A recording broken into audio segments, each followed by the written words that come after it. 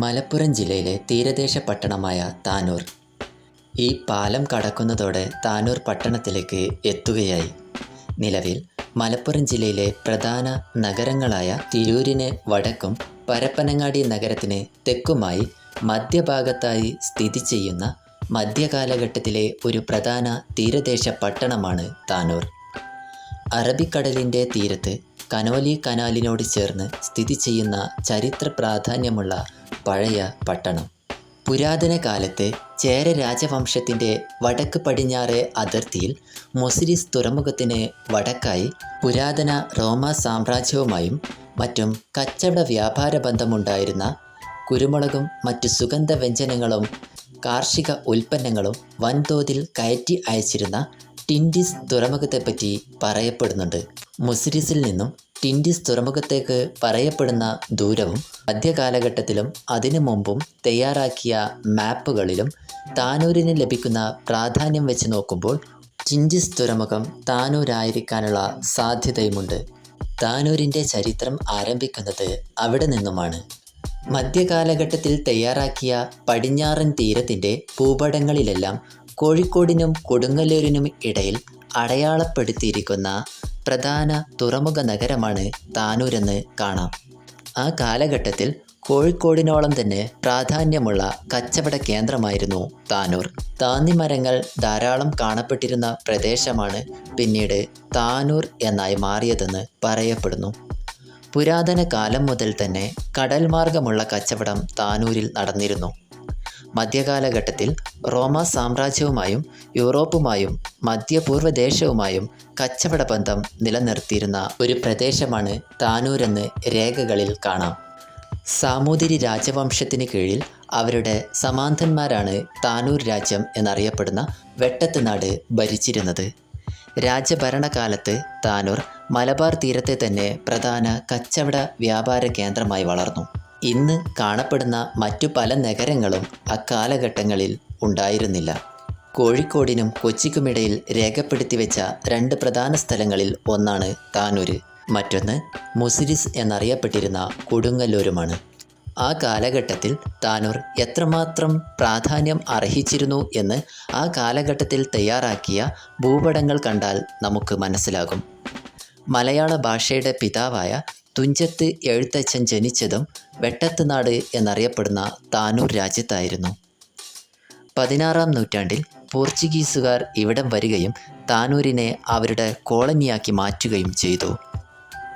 പോർച്ചുഗീസുകാർ സാമൂതിരിക്കെതിരെ തിരിഞ്ഞപ്പോൾ സാമൂതിരിയെ തോൽപ്പിക്കുന്നതിനായി താനൂരിലെ രാജാവ് പോർച്ചുഗീസുകാരെ സഹായിക്കുകയും അതിൻ്റെ ഫലമായി താനൂർ പോർച്ചുഗീസുകാർക്ക് കീഴിലാവുകയും ചെയ്തു. ഇതിനിടയിൽ താനൂർ രാജാവ് കൊച്ചി രാജാവിൻ്റെ പക്ഷം നിൽക്കാൻ ശ്രമിച്ചിരുന്നു.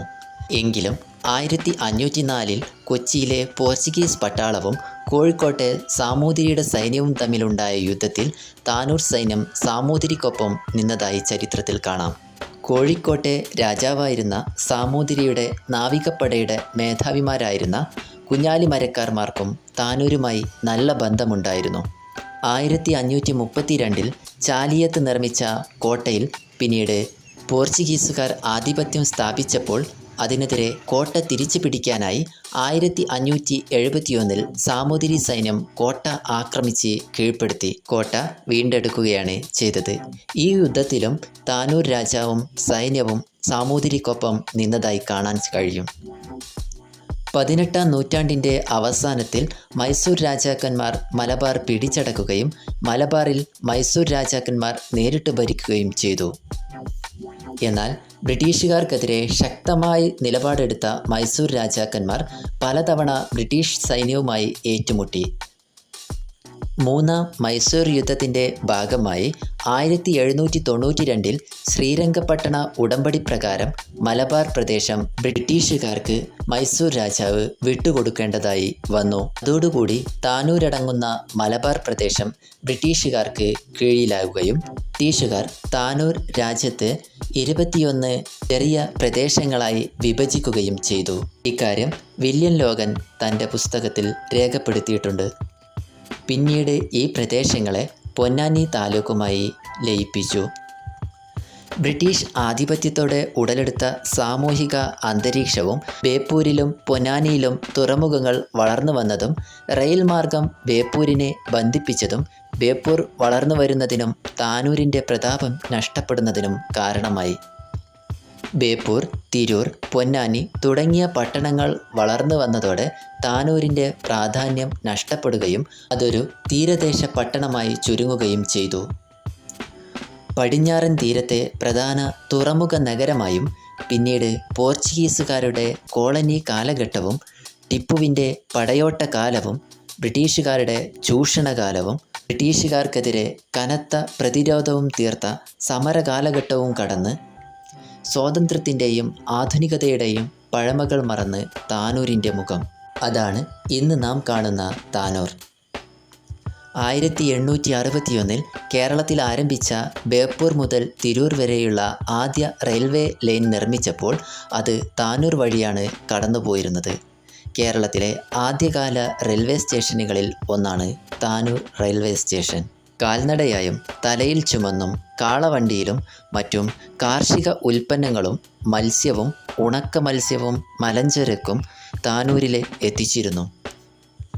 പഴമക്കാർ പറയുന്ന തീവണ്ടി ആപ്പീസിൻ്റെ പടിഞ്ഞാറ് ഭാഗത്തായി കാലഘട്ടത്തിൽ ഒരു ചന്ത സംഘടിപ്പിക്കാറുണ്ടായിരുന്നു. എന്നാൽ താനൂരിൻ്റെ യഥാർത്ഥ ചിത്രവും ചരിത്രവും ഒരുങ്ങിയിരുന്നത് താനൂരിലെ കനോലി കനാലിന് പടിഞ്ഞാറ് കൂനൻ പാലത്തിന് അപ്പുറം വാഴക്കത്തരവ് അങ്ങാടിയിലായിരുന്നു.